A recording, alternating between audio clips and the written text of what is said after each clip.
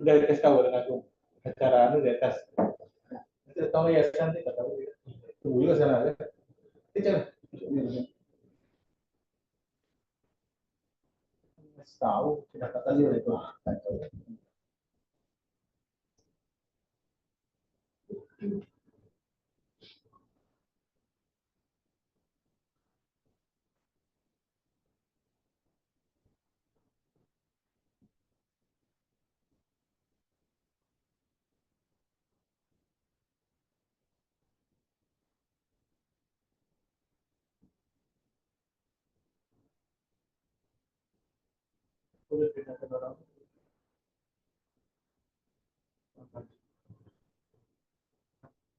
Terus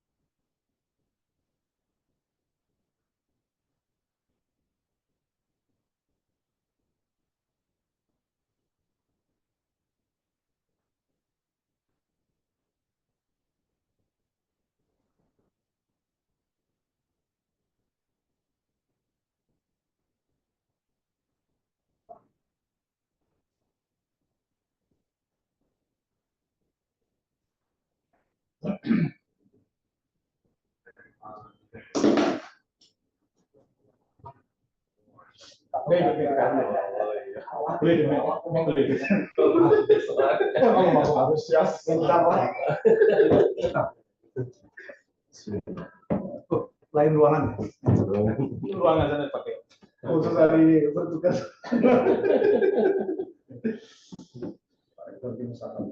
Oh, mana dia? Salamnya Ustaz. Besok acara kan? Ya, besok. Siang nanti apa?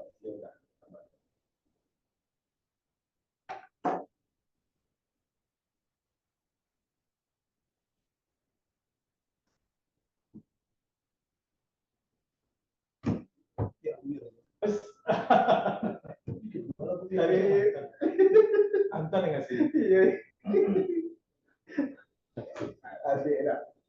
Di mana tempatnya? Bisa ditebak. Bisa itu ditebak. Bisa. Tempat identitas. Iya. Senjata safari makan. Safari.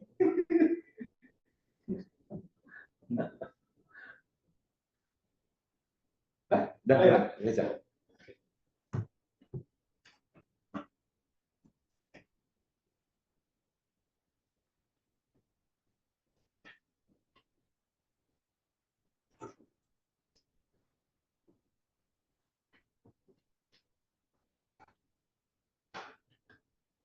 Sampai dia tadi ya, siap.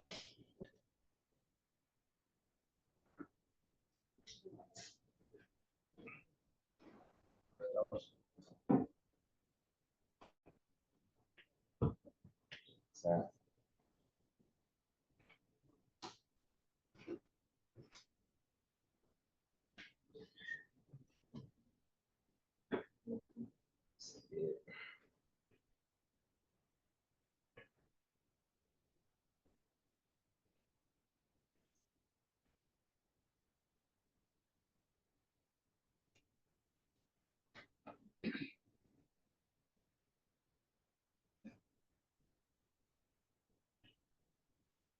Bismillahirrahmanirrahim. Assalamualaikum warahmatullahi wabarakatuh. Waalaikumsalam warahmatullahi wabarakatuh. Alhamdulillah, alhamdulillah rabbil alamin. Assalatu wassalamu ala asrofil anbiya'i wal mursalin wa ala alihi wa sahbihi wa sallam ajma'in. Yang terhormat Ketua Umum Yayasan Lembaga Pendidikan Islam Riau, Bapak Profesor Dr. Haji Nurman MSI beserta jajaran, Dan yang kami hormati Wakil Rektor 1 Universitas Islam Riau, Bapak Dr. Haji Syekh Henry Junesti. Dan yang kami hormati Direktur Direktorat Dakwah Islam Kampus Universitas Islam Riau, Bapak Dr. Anton Afrizal Chandra MSI, bersama dengan Sekretaris DDIK Universitas Islam Riau, Bapak Ari Antoni Putra SPD MA, dan juga yang kami hormati Bapak Ibu Kepala Biro, Ketua dan Direktur di lingkungan Universitas Islam Riau, serta yang kami muliakan Al-Ustaz kita pada hari ini, yakni Al-Ustaz Dr. Haji Saidul Hamid MA, serta Bapak Ibu dosen, karyawan yang telah hadir secara online pada pagi yang berbahagia. Dengan senantiasa kita mengucapkan puji dan syukur kehadirat Allah Subhanahu wa Ta'ala, di mana pada pagi yang berbahagia ini kita hadir bersama dalam kegiatan kajian Islam rutin bulanan, pimpinan dan sivitas akademika di lingkungan Universitas Islam Riau. Salawat berikan salam kita hadirkan kepada Nabi besar kita, Nabi Muhammad SAW, dengan melafazkan Allahumma sholli ala sayyidina Muhammad. Mudah-mudahan acara ini dapat kita laksanakan dan diridhoi oleh Allah Subhanahu wa Ta'ala. Amin. Baiklah Bapak dan Ibu, hadirin yang kami hormati, kita buka acara dengan bacaan basmalah. Bismillahirrahmanirrahim. Acara kita awali dengan mendengarkan kajian Islam rutin bulanan oleh Al-Ustaz kita Dr. Haji Saidul Hamid. Pada Al-Ustaz kami silakan.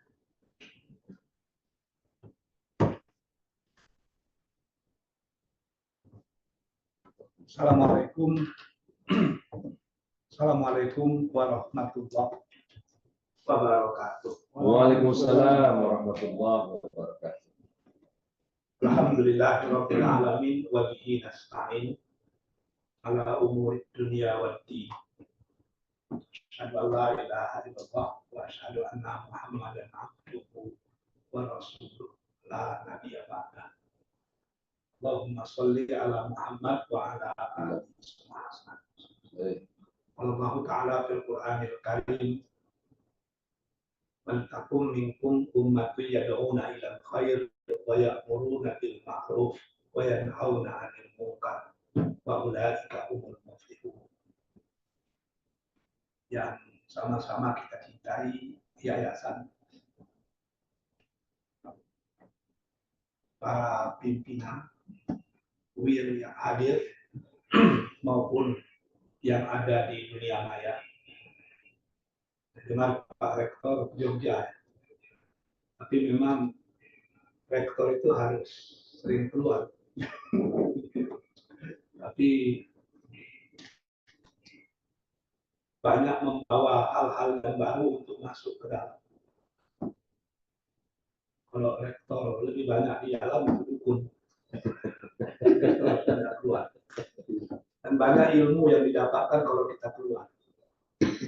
Saya kemarin tertarik ketika ke Patoni. Dan rektornya itu orang baik. S1, S2, S3-nya di Madinah. Udah umur 73, 74 sekarang. Profesor Dr. Ismail Lutfi Al-Fatani. Saya dekat dengan dia karena wakil rektornya kawan sekelas saya di UIA, di IUM Malaysia. Profesor Sukri Lampoti. Jadi ketika saya ketemu dengan rektornya itu, orangnya bagus, wajahnya bersih, dan keistimewaannya selagi dia ada di kampus, dia tetap jadi imam sholat. Itu yang harus kita tirukan. Dia cerita, walaupun dia tamat Madinah, tapi dia tidak begitu setuju dengan kehidupan poligami. Ini perlu kita jadikan pelajaran. Tapi akhirnya dia poligami. Itu yang paling lucu. Saya terkejut. Tapi kan saya sedang nanya dengan dia, karena umur jauh di atas. Saya tanya dengan wakilnya, kok dia nggak suka poligami, kok bisa poligami? Oh, lucu ceritanya. Ceritanya itu, waktu dia S1 ke Madinah, dia kawin dengan sepupunya. Dibawanya sepupunya dari Patani ke Madinah. Kadang lupa, istri pertama itu meninggal di Madinah. Balik dia ngajar di Patani. Waktu ngambil S2, nikah lagi dengan sepupu juga, bawa ke Madinah. Punya anak di Madinah. Pulang ke Patoni meninggal. Akhirnya nikah yang ketiga. Yang ketiga itu sampai sekarang yang dipakai. Loh, di mana poligaminya? Saya bilang. Nikah dengan yang keempat. Waktu dia berumur 60-an begitu. 65, 66 gitu. Datang seorang dosen muda berumur 30-an. Jumpa dia. Prof, saya kan murid Prof sejak S1. Ya, di Islamic Studies itu. Ada satu pertanyaan yang saya harap Prof bisa menjawab nanti. Apa itu masalah nazar? Apa hukum membayar nazar? Wajib. Apa hukum membantu orang membayar nazar? Karena nazar dia itu ada kaitan dengan kita. Wajib. Pertanyaannya apa? Pertanyaan. Waktu saya jadi mahasiswi Prof dulu, saya bernazar. Kalau saya sudah dewasa, saya harus menikah dengan Prof. Sekarang masih mahal. Kami udah wajib. Akhirnya dengan wajib dan dinikahi. Walaupun umur beda 30 tahun lebih menikah. Itulah penyebab dia poligami. Saya bilang dengan kawan saya Profesor Sukri Lamputi, nanti saya ceritakan ini di UMRI. Saya ceritakan di UMRI dengan dosen-dosen. Yang saya sedihkan, udah hampir 3 tahun saya jadi rektor, tidak ada pula yang bernazar seperti itu. Entar kalau Pak Sapri Naldi Wala bisa mudah-mudahan ada. Dan dia belum juga 67. Gitu. Jadi banyak jalan keluar itu banyak ilmu yang kita dapatkan. Bapak dan Ibu-ibu yang dicintai Allah. Karena kita masih dalam suasana Syawal, mungkin saya banyak bicara tentang Syawal. Tapi sebelumnya saya mengucapkan selamat kepada Wir atas menangnya Indonesia lawan Korea malam tadi. Kemenangan yang luar biasa ya. Dramatis. Dan itu baru kejadian dalam sejarah persepak bolaan Indonesia. Insyaallah. Biasanya Indonesia ini macam bulan puasa. Puasa itu kan latihan. Pertandingan yang sesungguhnya kan di 11 bulan yang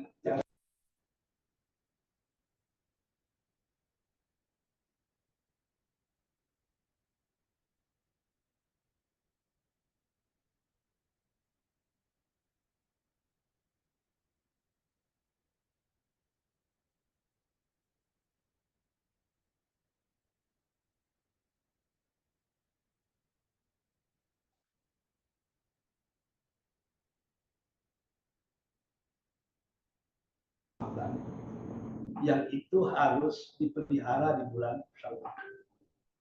Yang tiga itu, kalau kita bicara ilmiah lah, aspek spiritual, intelektual, dan sosial. Ketiga aspek ini dididik di bulan Ramadan. Maka Ramadan itu lebih cenderung disebut dengan diklat ilahiyah untuk insaniyah bagi kemaslahatan alamiah. Jadi dia diklat ketuhanan yang sesuai dengan kemanusiaan, tapi akan menjadi sebab kehidupan yang harmoni di alam semesta. Jadi antara spiritual, intelektual, dan sosial itu berpadu di bulan Ramadan. Kenapa kita harus mengevaluasi di bulan Syawal? Bahkan banyak kantor universitas juga mengadakan halal bil halal di bulan Syawal. Syawal artinya kan peningkatan. Barometer keberhasilan kita di Ramadan itu dilihat di bulan Syawal. Kalau kita betul-betul Syawal meningkat, maka berhasillah kita. Tapi kalau kita tidak Syawal, maka ini yang dikatakan Rasul, kam min sha'im laisa lahu min syiyamihi ilal ju' wal atas.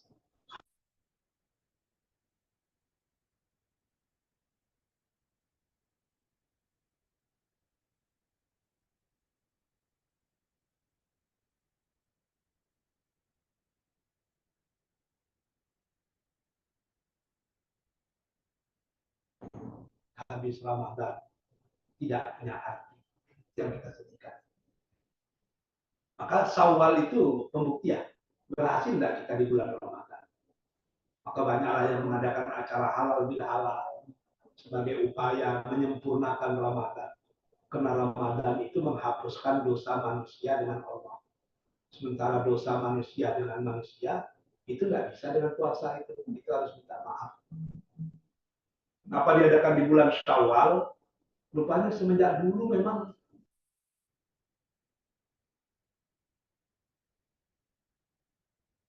halal bil halal ini akarnya di mana ini? Kalau bahasa kita ilmiah, genealoginya di mana ini?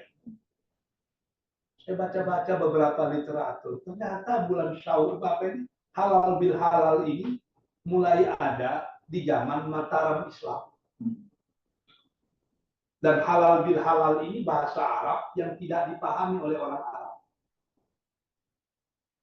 Saya pernah diminta halal bil halal di Fakultas Tarbiyah di UIN itu 10 tahun yang lalu, tidak salah. Duduk di sebelah saya orang Mesir, dosen bahasa Arab, Syekh Syakban namanya. Ketika dia duduk di sebelah saya mau ceramah, saya tanya baik-baik, Syekh, anta ta'rif ma huwa halal bil halal? Itu Syekhul Amin.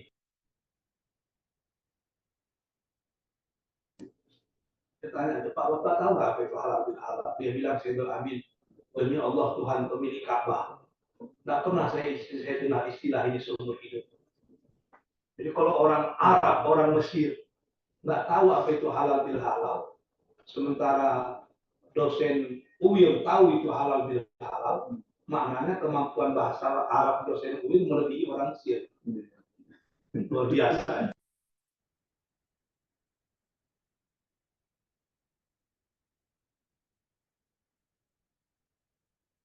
Tidak ada itu. Jadi kalau kita lihat, proses halal bil halal itu sudah wujud di zaman Mataram Islam.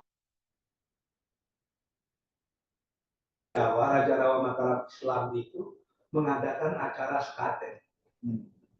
Ini sekaten itu bulan Syawal asalnya. Sekaten itu berasal dari kata-kata syahadatain. Jadi diislamkan itu semua. Udah itu acara itu dilaksanakan di alun-alun. Alun-alun itu juga bahasa Arab. Alwanun, warna-warna. Orang yang muda.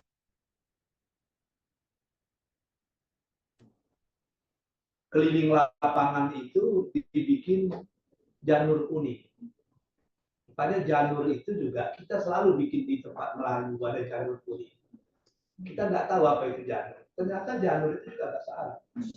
Ja'an nur. Datanglah cahaya. Nur. Jadi janur. Ini pakar bahasa Arabnya di sini. Dan setelah sahadatain, sekaten, diadakan di alun-alun, diwarnai dengan Islam, maka dihiasi dengan janur kuning, ja'an nur. Datanglah cahaya, jadi janur. Maka mereka menuju istana. Sebelum istana itu melewati pintu gerbang. Pintu gerbang bahasa Jawanya Gapuro. Berasal dari bahasa Arab Ghafurun. Jadi orang yang sudah disahadatkan, diwarnai dengan Islam, di hatinya datang cahaya, maka dia mendapatkan keampunan Allah. Baru dia sampai ke istana.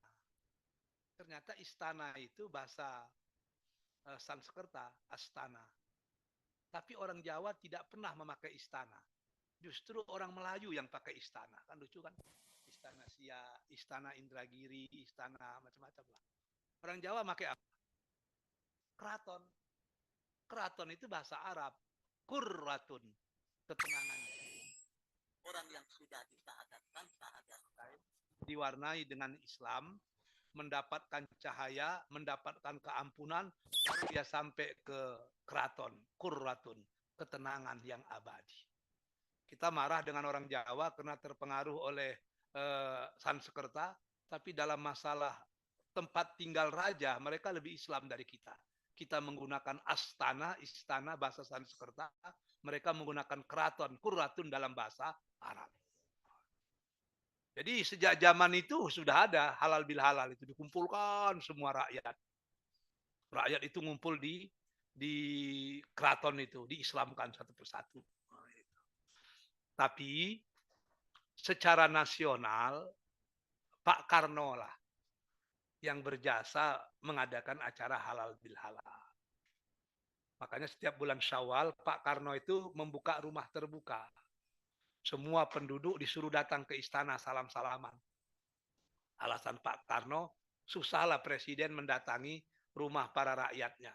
Maka rakyat diundang untuk datang ke istana.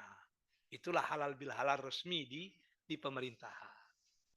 Tapi sekarang halal bil halal itu datangnya anak buah ke rumah bos, rakyat ke rumah pejabat, itu tidak lagi disebut halal bil halal. Ditukar menjadi open house. Wah, berubah pula jadi bahasa Inggris. Ya, open house. Semuanya terbuka gitu. Jadi kadang-kadang ya harus dikembalikan lagi kepada genealoginya.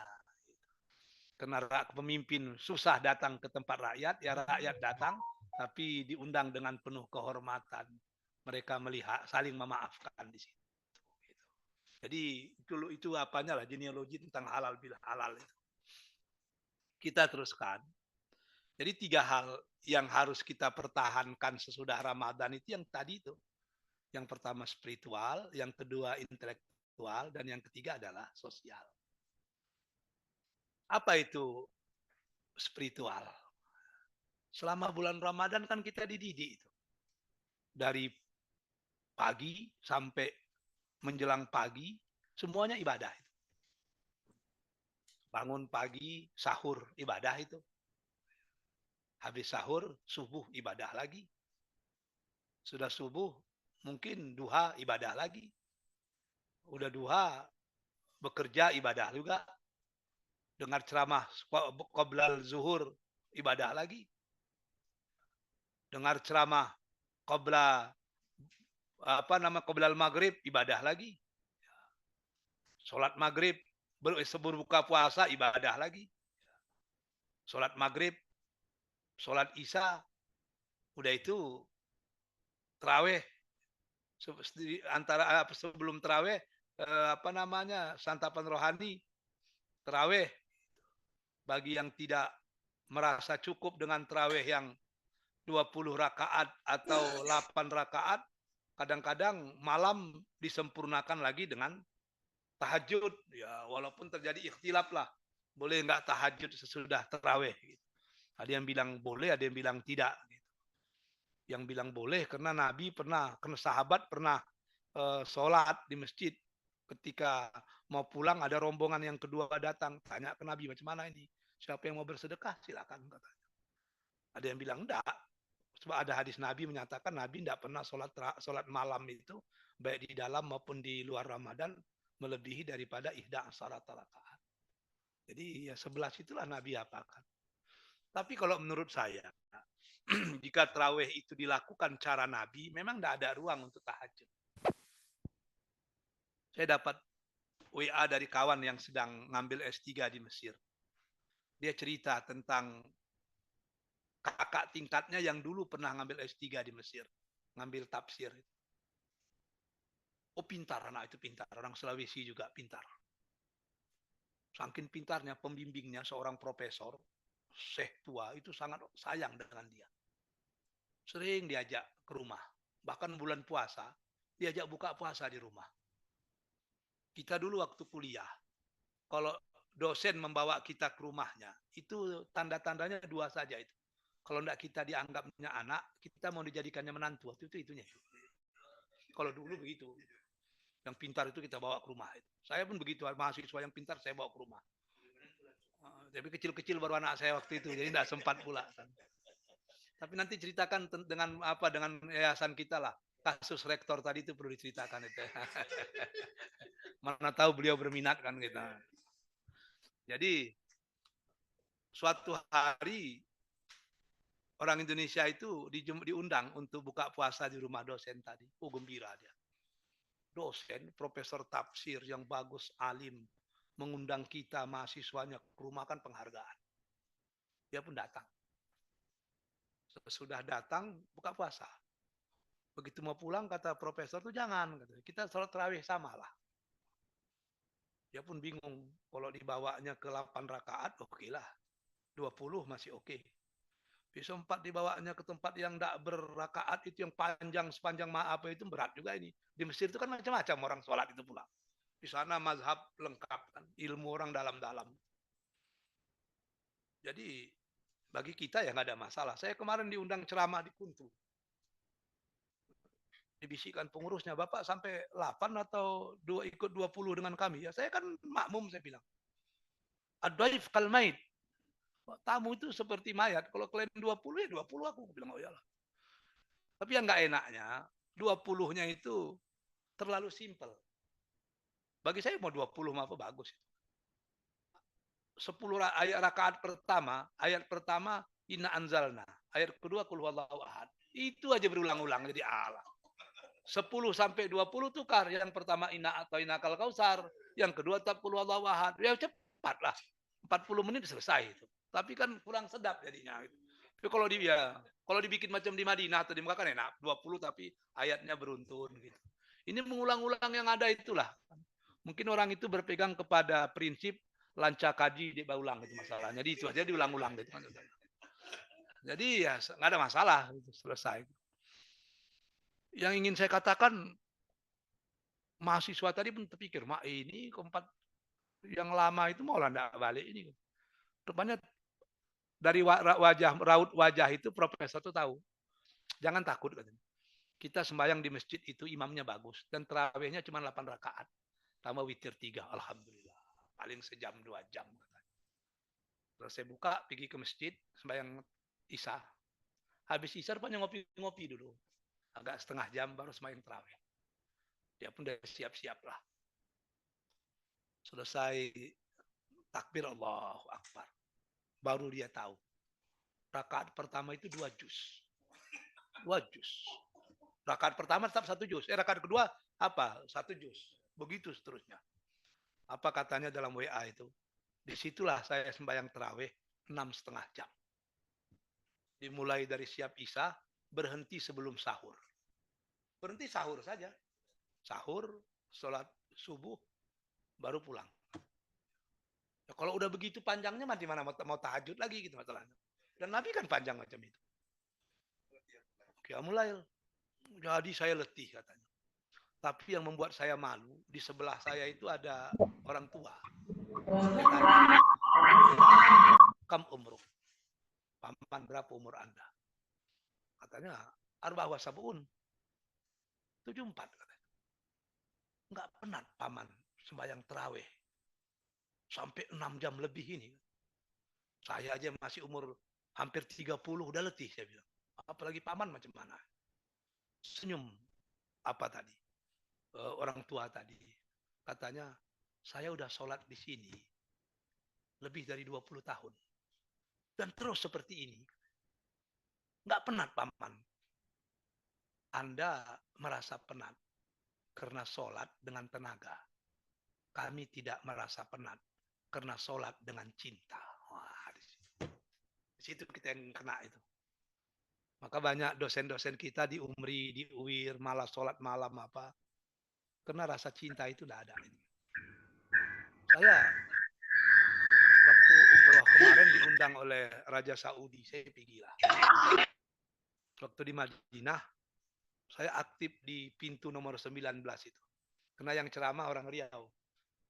Siapa namanya dokter kemenakan konten Profesor Najir Karim.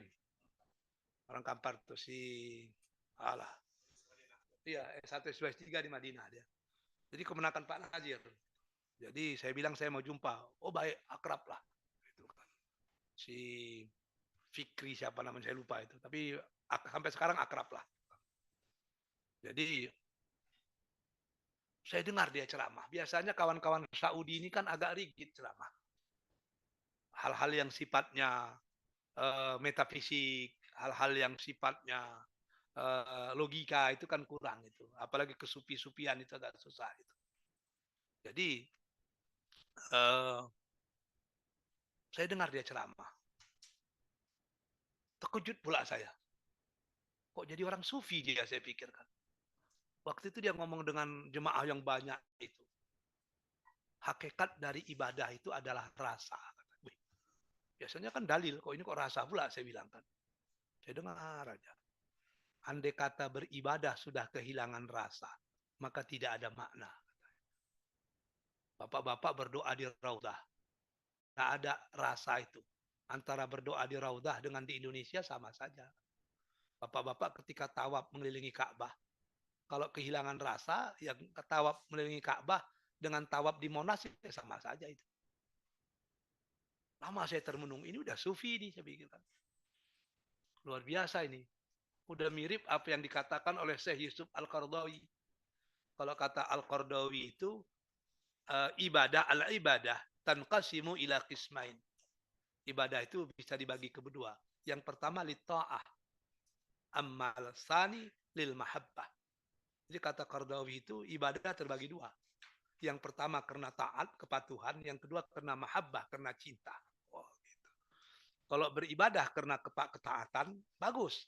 Tapi agak berat. Karena dia akan tetap kita jadikan sebagai perintah.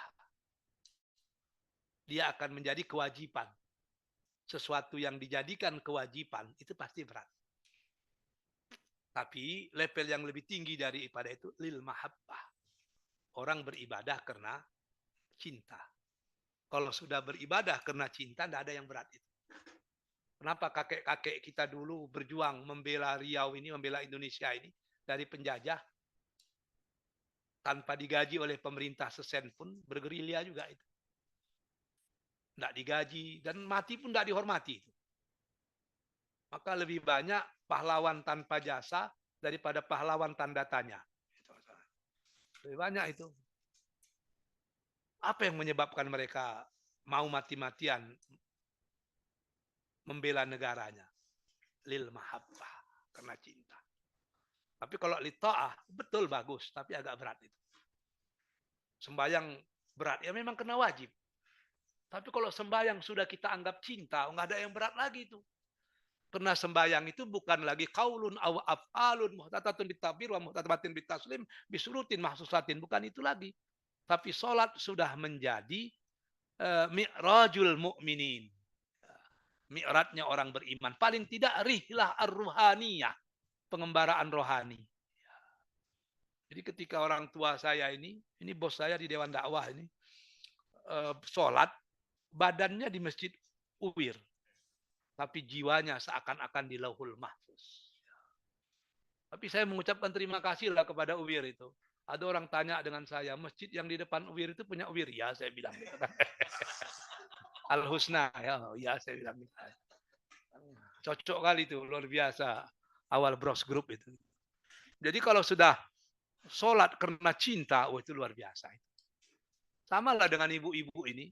Kalau dia bikin kopi untuk suaminya karena itu kewajiban berat. Lah 15 tahun kawin, 20 tahun kawin, asik buat kopi aja, gimana ini? Tapi kalau itu dilakukan karena cinta, wah, tidak ada yang berat itu. Bahkan kalau kebetulan habis gula, dikasih ludah, manis sendiri kopi itu. Begitulah kira-kira itu. Itulah the power of love itu namanya, kan luar biasa itu. Jadi Qaradawi itu sampai situ pembicaraannya. Dan kok sama dengan siapa itu kan, si Fikri itu, luar biasa itu. Jadi Ariful Bahri, namanya Ariful Bahri. Jadi luar biasa anak itu. Maka ibadah itu akan terasa ringan kalau kita melakukannya dengan cinta. Jadi apa yang dilatih selama bulan Ramadan dalam masalah-masalah ibadah, dipraktekkan sesudah Ramadan, dihiasi dengan cinta. Kalau udah beribadah karena cinta, selesai. Tidak ada yang berat. Bahkan kalau tidak beribadah, justru nggak enak badan itu. Saya waktu sekolah di Tawalib Padang Panjang, Pak Rustam tahulah. Hari Jumat di Padang Panjang itu hari pekan. Menjelang asar, saya mau balik ke asrama dari pasar. Saya tengok ada orang jual kerupuk pitalah. Pak Rustam tahulah di Bukit Tinggi pun banyak, dia di Akabah. Ada kerupuk pitalah itu enak. dan namanya Pitalah itu. Tapi banyak orang marah, khususnya orang Bungo Tanjung. Bungo Tanjung dan Pitalah itu sebelah-sebelahan. Sebetulnya katanya kerupuk itu yang buat orang Bungo Tanjung, tapi yang menjual orang Pitalah, maka disebut kerupuk Pitalah. Itu. Ini yang disebut dengan lembu punya kita, tapi susu punya Bengali, itu masalahnya kan. Jadi saya mau beli itu kerupuk Pitalah itu. Hari azan asar. Waktu itu saya beli 200 rupiah. 200 rupiah dulu banyak. Jadi saya beli kan. Karena beras pun 1 liter masih 300 waktu itu kan. 100. Hari azan. Ditutupnya apanya itu kerupuk Pitalah itu. Kenapa Mai? Mai itu manggil apalah. Amai-amai gitu. Kalau berita Mai juga lah kan. Anda bisa. Sholat awak dulu. Kamu kok sholat Joko Mai? Saya mau sholat juga Mai. Mai kasihlah 200 kerupuk itu. Sama-sama kita ke musola. Ada musola Islamiyah itu kan. Tidak bisa.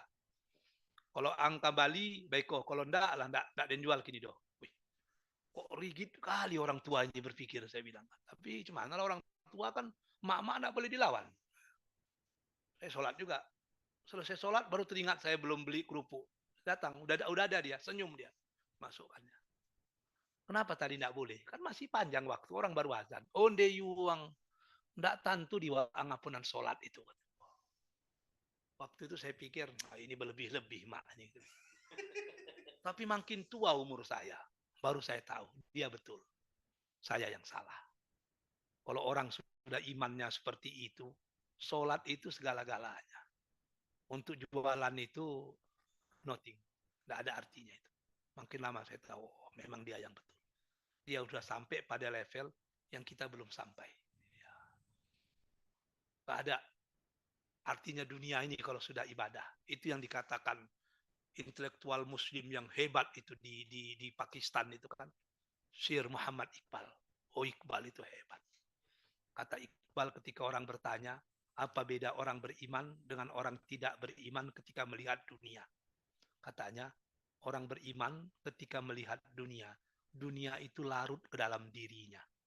Sementara orang tidak beriman ketika melihat dunia, dialah yang larut ke dalam dunia. Oh, itu berat. Dan kita termasuk yang sering seperti itu. Kita larut dalam kehidupan dunia. Bukan dunia yang larut ke dalam diri kita. Kalau kita yang larut ke dunia, habislah. Tapi kalau dunia yang larut ke kita, kita menjadi jenderal, dunia menjadi kopral. Kita menjadi raja, hawa nafsu dunia menjadi rakyat. Kita yang memanage hawa nafsu, bukan hawa nafsu yang memperbudak kita. Jadi itu yang harus dijaga. Bagaimana nilai-nilai spiritual yang ada di bulan Ramadan itu kita hidupkan dalam 11 bulan berikutnya itu. Sampailah kita bertemu dengan Ramadan yang akan datang. Kalaupun umur kita panjang. Umur ini luar biasa susahnya itu. Saya hari apa kemarin melihat jemaah saya meninggal itu di Masjid Nurul Yakin itu di sesudah Pasar Sahil itu. Saya ingat itu. Setiap saya ceramah dia pasti duduk di sebelah kanan. Dia dengar insinyur. Tamatan UIN kalau nggak salah itu. Pernah jadi di PU itu. Di PU itu. Orang hebat lah. Katanya tokoh menwa di UIR dulu. Saya nggak tahu juga. Dia duduk sebelah kanan. Meninggal. Gitu. Maka saya sering mengingatkan. Kalau saya ceramah janganlah duduk di sebelah kanan saya. Itu sering meninggal. Gitu. Jadi saya datang, saya tanya dengan istrinya itu, rumahnya bagus besar di Jalan Hang Tuah itu. Kabarnya pejabat PU dulu. Saya tanya baik-baik, sakit apa? Nggak ada sakit. Agak sakit perut, dipaksakannya mau ke masjid. Saya larang, nggak usah lah. Kalau memang sakit perut ngapain ke masjid? Nggak jadi ke masjid, tidur meninggal. Rupanya sekarang kalau meninggal itu nggak perlu sakit gitu kan.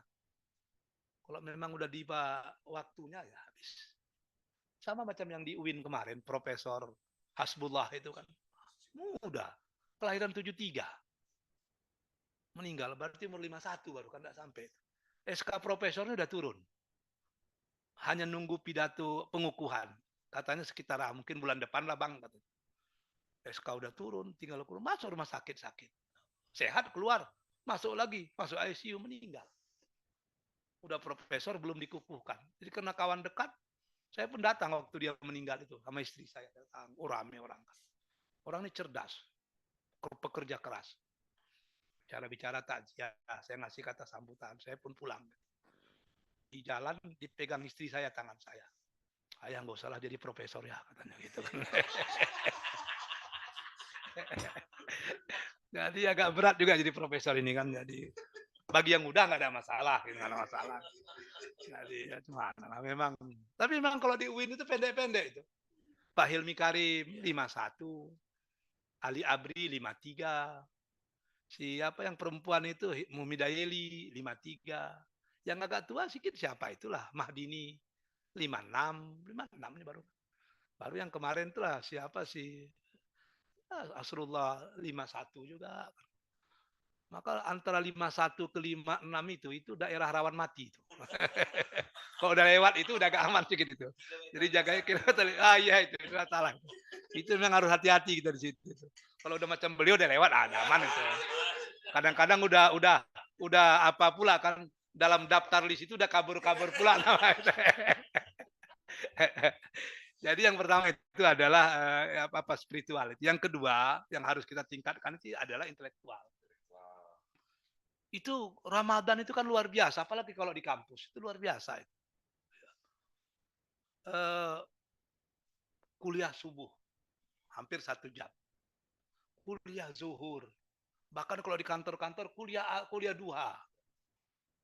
Nanti ada kalau di Masjid Agung An-Nur menjelang berbuka ada lagi kuliahnya itu. Tadarus, tadarus sama taraweh, ada kuliah apa namanya itu santapan rohani. Anggaplah pukul rata-rata itu paling tidak kan 3 itu. Kuliah zuhur, kuliah subuh dengan santapan rohani 3 itu. 3 kali 25 hari sajalah itu kan udah 75 kali pertemuan itu.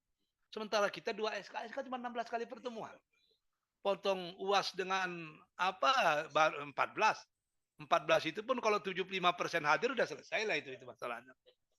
Ini 75 kali pertemuan, berapa SKS itu? Nggak ada juga perubahan dalam pemikiran, mindset. Oh itu kan lucu. Maka peran perguruan tinggi sebetulnya agar kuliah-kuliah Ramadan itu, kuliah subuh atau santapan rohani itu punya makna dan arti yang lebih bagus, perlu semacam sistematikanya. Iya ada apa namanya itu kan terstruktur dan sebaiknya dia itu berbicara tentang hal-hal yang diperlukan orang. Saya pernah sekali terkejut itu. Saya kerja di Perkim, Pertubuhan Kebajikan Islam Malaysia. Ada banyak ustadz di situ. Yang ustadz-ustadz itu ngajar ngaji untuk nenek-nenek. Rata-rata nenek lah. Sekali saya disuruh menggantikan karena ustadz itu orang Sabah, dia balik ke Sabah. Saya menggantikan gitu. Fikih. Walaupun fikih is not my field study. Saya kalau fikih dari awal-awal saya katakan apa yang saya sampaikan ini hanya P3K. Pertolongan pertama pada kecelakaan. Kalau mau lebih dalam Dr. Mawardi lah atau siapa yang memang ahli fikih. Jadi apa yang saya sampaikan ini ya P3K saya bilang. Jadi saya tanya dengan nenek-nenek itu. Rata-rata umur 60-an lah. Kaji kita sampai di mana, Makcik saya bilang. Yang lepas Ustaz bincang pasal haid dan nifas. Lama saya tengok itu. Yang hadir ini orang yang udah nggak akan haid dan nggak nifas lagi. Masih bicara masalah itu gimana caranya itu? Kan mubazir. Tapi kalau dengan mahasiswa, oke, mahasiswa ya oke gitu.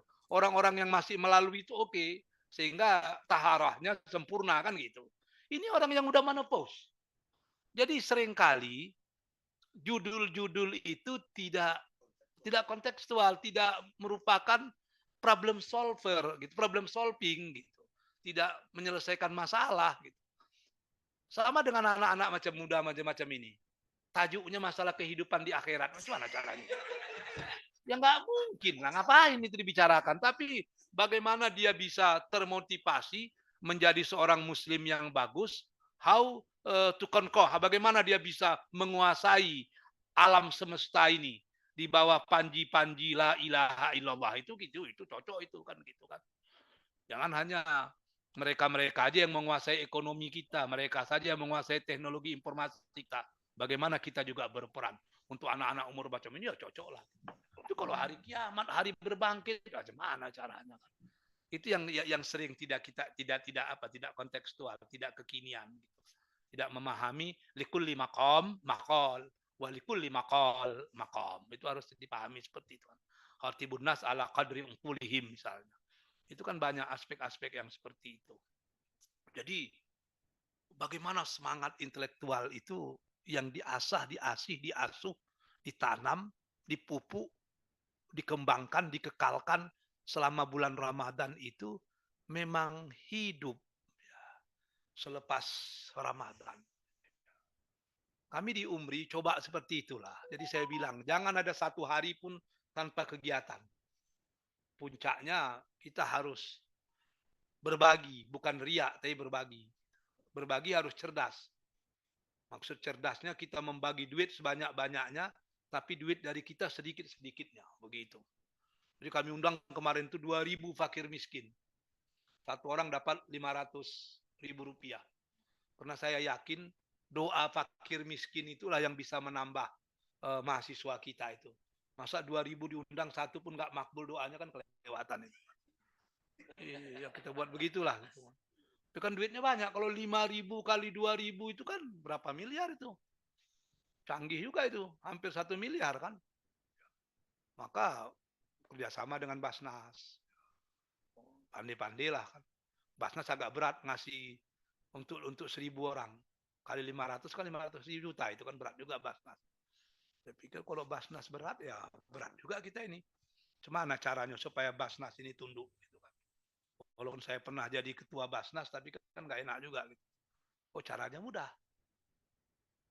Siapa penceramah yang paling dihormati gubernur sekarang? Oh, Somad. Saya telepon Somad.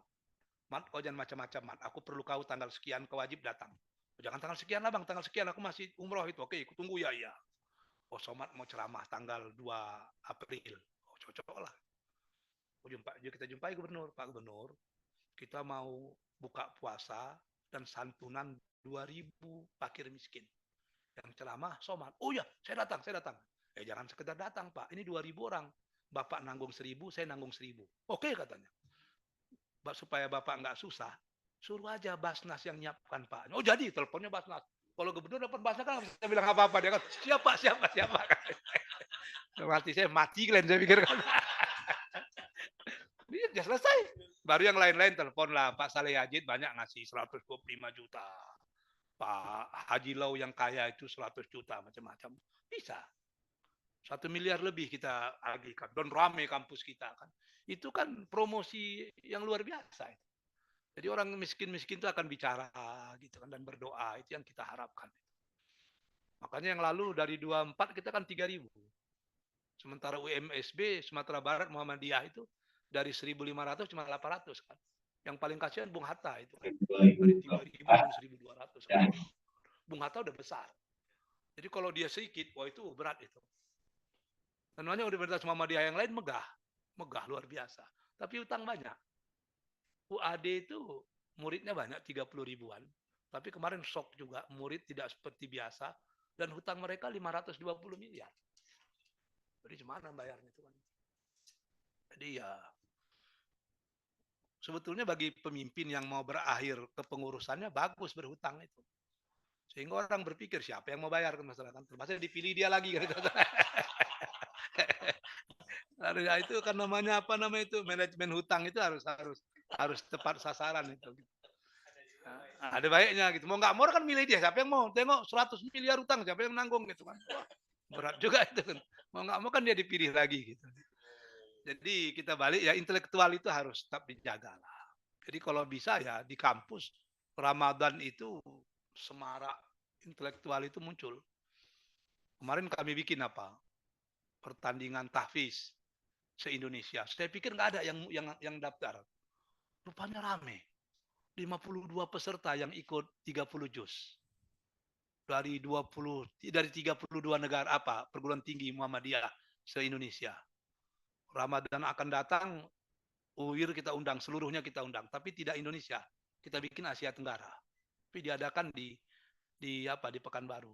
Sambil menaikkan image tanah air kita kan, dan itu yang sayangnya dari 32 peserta yang hadir itu, 52 peserta dari 32 perguruan tinggi itu, semuanya juara satunya orang luar gitu. Yang 20 juz yang juara UMSU, yang 30 juz justru Kendari yang juara itu. Banyak di universitas lain yang hafal Quran itu udah menjadi kita di Riau ini harus semakin bahu-membahu lah, UMRI, UIR, UNILA gitu. Kalau yang negeri itu nggak usah kita pikirkan lah, udah ada negara yang mikirkannya itu kan kepala kita itu. Orang itu nggak pun berpeluh-peluh duit datang juga gitu. Kalau kita udah mandi keringat belum tentu duit datang itu. Berat sekali kita ini. Dia udah established, udah nggak ada masalah itu kalau kita berat. Dan yang terakhir kena waktu sosial. Rasul itu kata hadis sangat pemurah. Dan dia lebih murah lagi di bulan Ramadan. Dan di bulan Ramadan itu kan kita diajar berbagi, diajar macam-macam lah.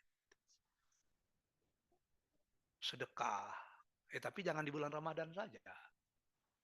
Bagaimana sedekah itu bersifat sustainable ya, berkelanjutan. Jangan sempat ada anak UIR yang tidak bisa kuliah karena tidak punya duit, itu masalah itu. Bagaimana yang lain itu? Di mana kepedulian sosial kita? Maka saya terkejut itu. Ada 7 universitas di Jerman tidak bisa masuk ke dalam the best university di Jerman. Penyebabnya simple. Karena dia tidak punya keuangan yang cukup untuk hal-hal yang sifatnya filantropi. Dana sosial itu justru kurang. Jadi kalau dulu universitas yang biasa membiayai dirinya sendiri itu hebat. Sekarang enggak. Universitas yang hebat itu dia bisa membiayai dirinya sendiri, tapi pembiayaan justru datang dari luar, bukan dari dia. Gitu. Udah begitu sekarang modelnya. Jadi saya baca karena saya wakil ketua BWI provinsi, saya tengok itu. Negara-negara yang banyak punya wakaf, kalau istilah di apanya itu apa namanya itu? Endowment ya, endowment itu. Itu bukan universitas Islam.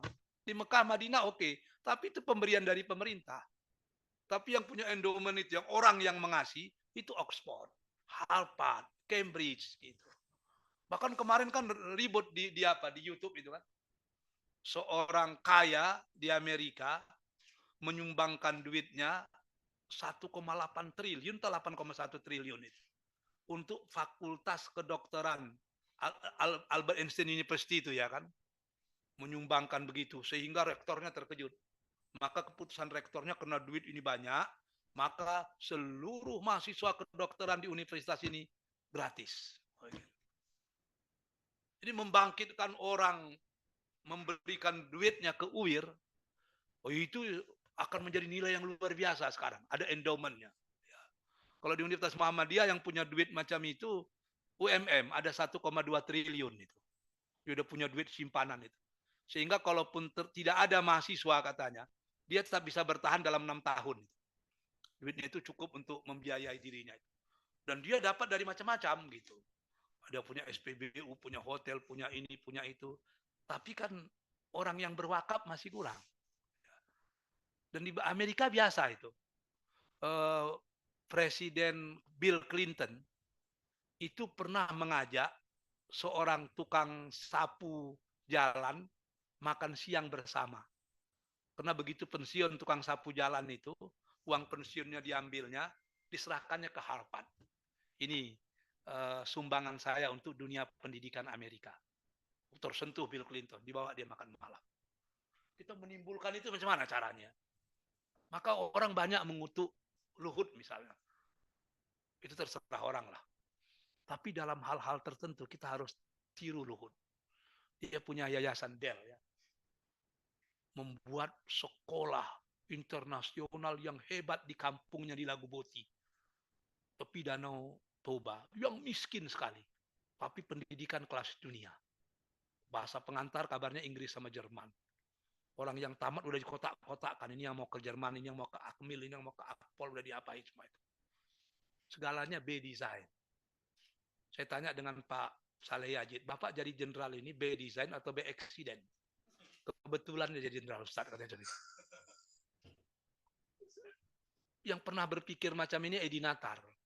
Edi Natar itu anaknya lulus Akmil. Tapi ketika dia lulus terkejut. Dari 400 sekian yang lulus Akmil, orang Riau itu cuma 2. Lalu kapan Riau punya jenderal? Jadi kita nggak ada yang by design, nggak ada. Pemimpin kita nggak pernah berpikir tahun sekian harus ada sekian jenderal dari Riau. Caranya harus ada SMA yang memang fokus mencari anak-anak yang minat jadi jenderal itu disekolahkan baik-baik, tapi ada asrama khusus yang mereka dilatih, dididik agar bisa lulus jadi Akmil. Sebetulnya bisa, why not? Tapi kan nggak ada yang pikir ke situ. Kalau bukan anak saya, ngapain saya susah-susahnya? Susah lah kalau begitu. Beda dengan Sumatera Barat, beda dengan macam-macam. Ini off the record aja lah ya, walaupun ini direkam ya. Saya pernah jumpa dengan siapa yang bintang 1 orang kita yang Aceh sekarang, yang dulu jadi komandan Korem di sini, si anak SMA 8 itu, si Set. Waktu ulang tahun SMA 8 saya diundang, saya bicara dengan dia. Kapan lagi bintang 2 ini? Saya bilang, itulah Ustaz. Kalau Sumatera Barat, Sumatera Utara, begitu kita bintang 1, bintang 2 gitu, itu pemerintahnya datang, nenek mamanya datang, mencari peluang di Angkatan Darat, mencari peluang di Mabes, mencari. Turun semua.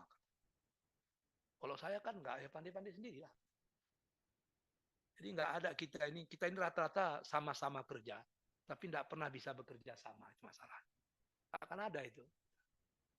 Jadi kalau luhur itu memang disiapkannya. Kita kan enggak gitu. Ada juga orang kaya, kita bikin sekolah tapi mahal kan. Mau bikin mahal oke lah, tapi ada banyak sekolah yang memang untuk para petinggi itu ke depan, cuman memang gratis. Macam dia itu gratis. Ya kalau memang keilmuan kita enggak apa ya susah. Jadi kepedulian sosial itu yang kita kurang. Jadi kita hanya sekedar peduli sosial waktu puasa aja. Habis puasa ya enggak ada lagi itu. Jadi kepedulian sosial yang lebih luas demi masa depan tanah leluhur kita Riau, demi tanah tumpah darah kita Indonesia, itu ya tidak ada. Hanya parsial-parsial saja itu. Waktu Pak Samsuar jadi gubernur, dia juga ngeluh itu. Kalau diundangnya DPR RI dari Riau, untuk ngumpul-ngumpul bicarakan masalah Riau, diundang semua, yang datang 3, yang datang 4. Jadi yang paling banyak 5. Jadi macam mana caranya?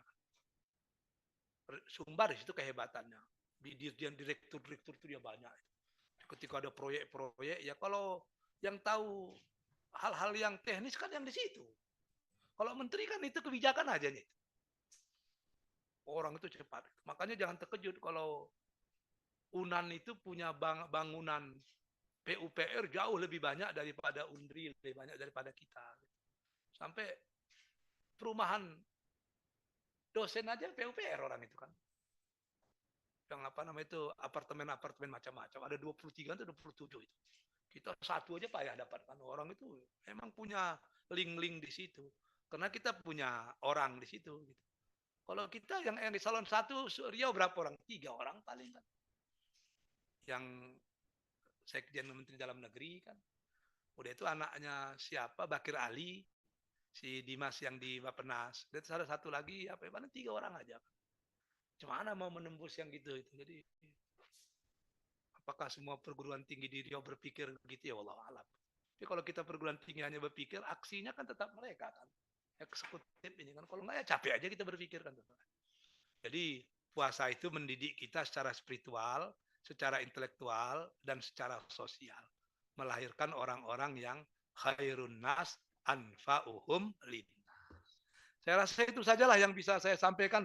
Kalau ada yang mau didiskusikan, kita diskusikan. Kalau tidak, ya alhamdulillah cepat saya balik ke Umri.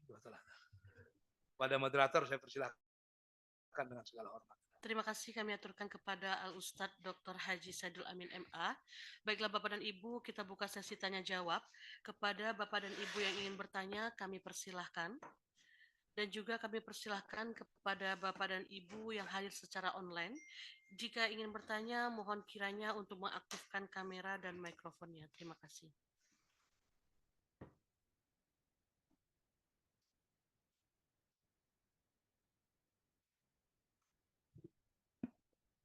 Sekali lagi kami persilahkan kepada Bapak dan Ibu yang ingin bertanya. Kami persilahkan.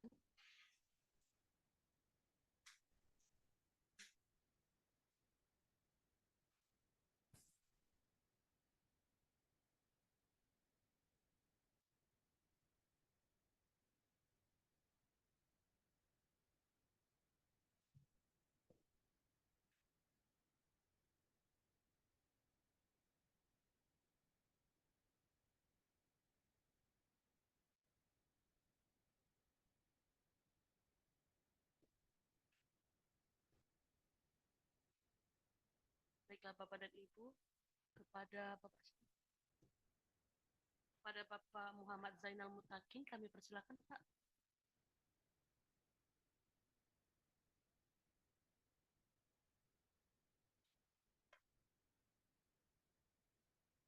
Kepada Bapak Muhammad Zainal Mutakin, mohon Iya. kiranya untuk mengaktifkan kameranya Pak.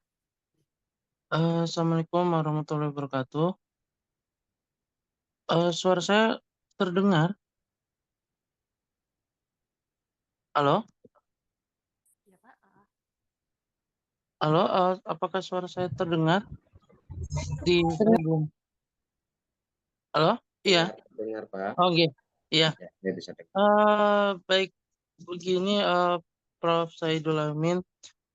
Saya Mutakin dari Fakultas Teknik. Ya, yang mau saya tanyakan, beberapa waktu lalu saya itu mendapat WA. Itu terkait dengan apa yang di WA itu adalah Quran surat Al-An'am ayat 123 yang terjemahnya itu Bismillahirrahmanirrahim. Begitulah ketetapan Allah yang berlaku, surat Al-An'am ayat 123 Pak Saidul Amin. Oke. Itu bunyinya itu begitulah ketetapan Allah yang berlaku pada setiap negeri yang penduduknya durhaka kepada Allah. Kami angkat pemimpin-pemimpin yang jahat. Lalu para pemimpin jahat itu melakukan tipu daya kepada rakyat negerinya.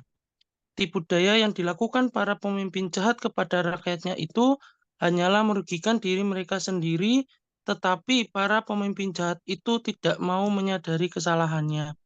Nah, itu mohon petunjuk, itu tafsir daripada ayat itu seperti apa ya? Apakah kemudian jikalau ada suatu negara atau wilayah dengan penduduknya itu ada yang durhaka, ada yang taat, kemudian ketika diangkat pemimpin, kemudian dianggap zalim, apakah itu kemudian imbas dari penduduk yang durhaka dan yang taat tadi menjadi korban? Atau bagaimana dari penafsiran Quran Surat Al-An'am ayat 123 tersebut? Terima kasih. Itu saja pertanyaannya. Terima kasih, Ustaz. Oke, terima kasih Muhammad. Pertanyaan yang bagus sekali. Walaupun Adinda ngajar di Fakultas Teknik, tapi pertanyaannya pertanyaan orang sospol itu. Ayatnya wa kadzalika ja'alna fi kulli qaryatin akabir ya. Jadi begini, ayat itu kan rasional saja itu. Orang-orang yang baik itu dipilih oleh orang-orang yang baik. Kalau di negeri itu didominasi oleh orang-orang yang jahat, tentu ketika pemilu dia akan memilih orang-orang yang jahat pula. Maka wajar sekali kalau dikatakan demikian pula pada setiap negeri kami jadikan orang-orang jahat sebagai pemimpin mereka agar melakukan tipu daya di sana, padahal mereka tidak menipu diri, tidak hanya menipu diri mereka tidak hanya menipu orang lain, tapi sesungguhnya menipu dirinya sendiri. Dia begini, Dalam ayat yang lain juga dikatakan, walau anna ahlal qura amanu wattaqau la fatahna alaihim barakat minas sama wal ard. Walakin kazzabu fa'akhadnahum bima kanu. Jadi, kalaulah penduduk suatu negeri itu betul-betul beriman dan bertakwa, la fatahna. Kami berikan mereka prioritas untuk mendapatkan berbagai macam fasilitas. Yang fasilitas itu bisa muncul dari bumi, ada kalanya kami turunkan dari langit.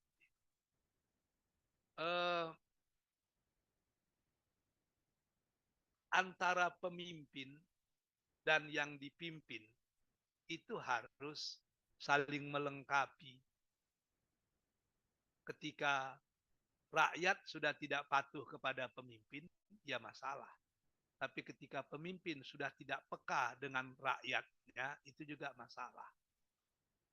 Tapi yang paling bahaya ketika roda dakwah tidak berjalan. Sehingga mayoritas penduduk negeri itu orang-orang yang tidak memahami akan agama. Kalau sudah tidak memahami akan agama, ya ini yang jadi masalah. Kalaupun terjadi pemilihan apapun, mereka tidak akan memilih orang yang beragama. Maka rasional sekali ketika suatu negeri sudah berada dalam kesesatan, yang akan muncul itu adalah pemimpin-pemimpin yang sesat. Saya teringat itu ketika seorang tua mengejek Ali bin Abi Thalib. Kata orang tua itu, Ali, aku hidup di zaman Abu Bakar. Everything is okay. Aku hidup di zaman Umar, soft landing. Aku hidup di zaman Utsman, walaupun gejolak, tapi tidak seperti hidup di zaman. Kalau begitu, sebetulnya engkau ini pemimpin seperti apa? Pemimpin yang lain, everything is okay. Tiba di engkau, semuanya serba kacau bilau. Ali bin Abi Thalib menjawab, zaman Abu Bakar bagus, karena Abu Bakar yang jadi pemimpin. Orang seperti aku menjadi rakyat. Zaman Umar bagus, Umar menjadi pemimpin. Orang seperti aku menjadi rakyat. Di zaman Utsman masih bagus, karena Utsman yang jadi pemimpin. Orang seperti aku yang menjadi rakyat. Di zamanku ini kacau belau, sebab aku yang menjadi pemimpin, orang seperti kau yang menjadi rakyat. Nah, begitu kan. Artinya hanya bisa mengkritik, tapi tidak inovatif, tidak kreatif, tidak konstruktif. Hanya menyalahkan saja. Jadi, rakyat yang bagus, kalau pemimpin tidak bagus, tidak akan jadi juga. Tapi, pemimpin yang bagus, kalau rakyat tidak menyokong, ya tidak bagus juga. Ada satu ungkapan yang bagus itu. Pemimpin yang cerdas. Anak SD, pemimpin yang cerdas. Rakyat yang hanya pendidikannya SD tetap punya tempat. Tapi pemimpin yang tidak cerdas, profesor saja disia-siakan. Yang ada arti profesor. Jadi sampah para profesor. Profesor hukum semakin stres karena apa yang terjadi melanggar semua kaidah hukum. Profesor teknik semakin stres karena aturan-aturan membangun yang sesuai dengan ilmunya tidak dipakai lagi. Sehingga kalau sudah begitulah dunia ini, UIR akan membuka fakultas suluk. Ya. Jadi suruh aja orang lain bersuluk aja lagi. Tidak ada gunanya lagi itu karena nggak dimanfaatkan. Jadi begitu betul pentingnya pemimpin dan sokongan rakyat. Jadi sejelek apapun rakyat, kalau pemimpinnya bagus, dia bisa right man to the right place itu. Orang punya tempat. Orang yang sangat sederhana cara pemikirannya ada tempatnya. Jadi kalau pemimpin tidak bagus, para profesor pun akan menjadi makhluk-makhluk yang mubazir saja. Jadi ayat itu sangat logis sekali itu. Dalam kehidupan bermasyarakat di mana kezoliman bermaharajalela, maka pemimpinnya pasti orang-orang yang zolim. Sama dengan di Eropa sekarang. Saya nggak tahu hari ini. Tapi beberapa waktu yang lalu ketika saya buka Google, sudah ada lebih dari 30 sekian negara itu yang menghalalkan pernikahan sejenis.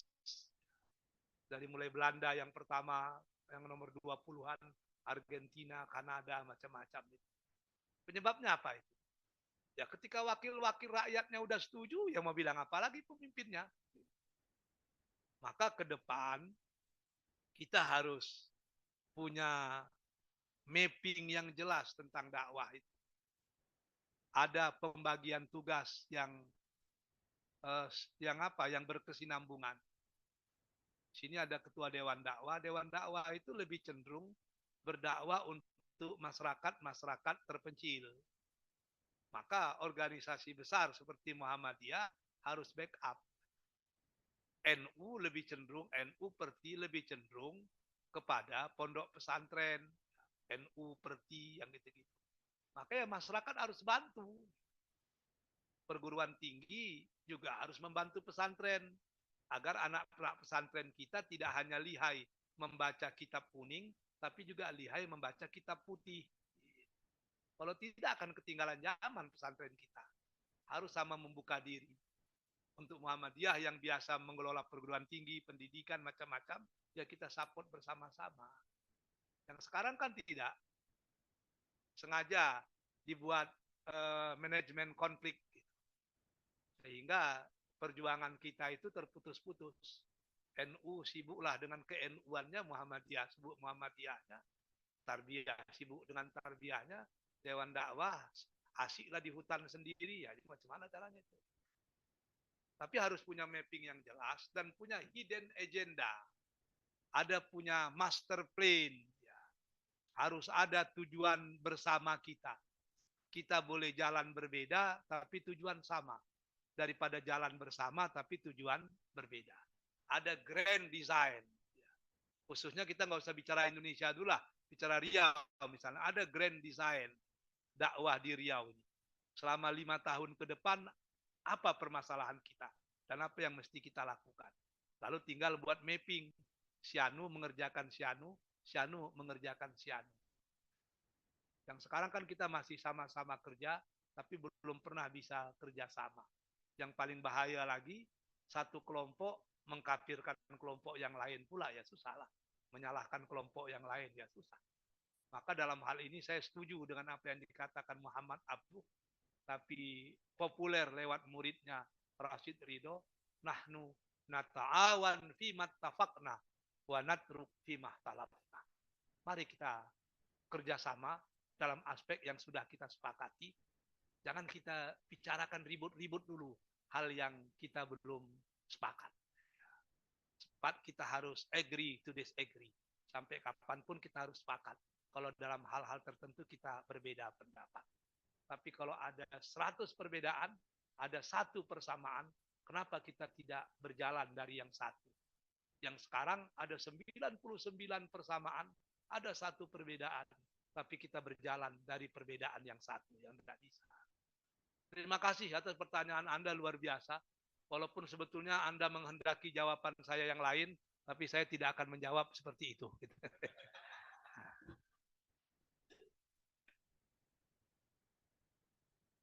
Terima kasih kami aturkan kepada Al-Ustadz yang telah menjawab pertanyaan dari Bapak Muhammad Zainal Mutakin. Sekali lagi kami persilahkan kepada Bapak dan Ibu yang ingin bertanya. Kami persilahkan.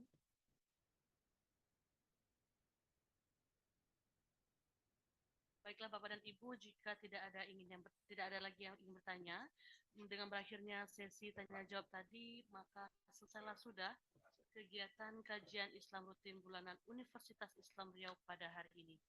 Terima kasih kami aturkan kepada Bapak dan Ibu yang hadir dan berpartisipasi dalam kegiatan kita pada hari ini. Kami selaku moderator mohon maaf atas segala kekurangan. Kita tutup dengan membacakan hamdalah. Alhamdulillah. Alhamdulillah. Taufiq wal hidayah. Assalamualaikum warahmatullahi wabarakatuh. Waalaikumsalam. Hah?